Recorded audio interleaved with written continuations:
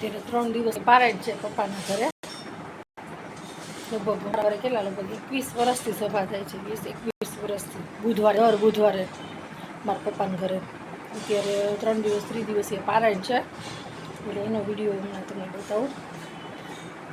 અને ખાસ બધે BAPSના અમે સત્સંગી છે, એટલે બધું ઘર સભાને બધું અમારા ઘરે થતું જ હોય. ત્યાંનો બધો સામાન અહીંયા.